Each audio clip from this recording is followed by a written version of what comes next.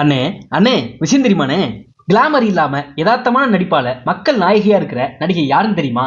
குடும்பத்துக்காக வீடு வீட்டுக்கு போய் சோப்பு வித்த நடிகை யாருன்னு தெரியுமா? அவங்க தான் நடிகை ஐஸ்வர்யா ராஜேஷானே. 1990ல சென்னையில பிறந்தாங்க. சின்ன வயசுலயே அப்பாவை இழந்தாங்க. 3 பசங்களை வளர்க்க அவங்க அம்மா சிரமப்பட்டாங்க. அடுத்தடுத்து தன்னோட 2 அண்ணன்களையும் இழந்தாங்க. பொருளாதார ரீதியாகவும் மன ரீதியாகவும் குடும்பம் நிலை குலையுது. தன்னோட குடும்பத்தை காப்பாத்த மார்க்கெட்டிங்ல வேலை செஞ்சு வீடு வீட்டுக்கு போய் சோப்பு விற்க ஆரம்பிக்கிறாங்க. ஒரு ஆங்கரா சினிமா வாழ்க்கையை தொடங்கினாங்க. பல ஆடிஷன்ல நீ கருப்பா இருக்க, கதாநாயகியா நடிக்க சரியா வரமாட்டேன்னு ரிஜெக்ட் பண்ணாங்க. 2014ல வந்த காக்கா முட்டை படம் மூலமா இவங்க வாழ்க்கையே மாறிடுச்சு. நடிக்க வந்த புதுசுல 2 குழந்தைக்கு தாயா நடிக்க பல நடிகைகள் தயங்கினாங்க. ஆனா நடிகை ஐஸ்வர்யா ராஜேஷ் அந்த ரோல்ல சிறப்பா நடிச்சு தமிழக அரசோட ஸ்டேட் அவார்டு வாங்கினாங்க. தர்மதுரை, வடசென்னை, கனா படம் மூலமா கதையின் நாயகியா மாறினாங்க.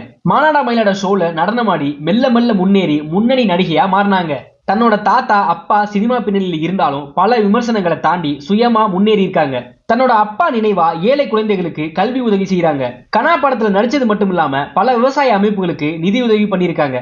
இன்னைக்கு தமிழ், தெலுங்கு, ஹிந்தி, மலையாளம்னு பல மொழியில் நடிக்கிறாங்க. நடிகை ஐஸ்வர்யா ராஜேஷ் நடிச்ச படத்துல உங்களுக்கு எந்த படம் பிடிக்கும்னு கமெண்ட்ல சொல்லிட்டு போங்கனே.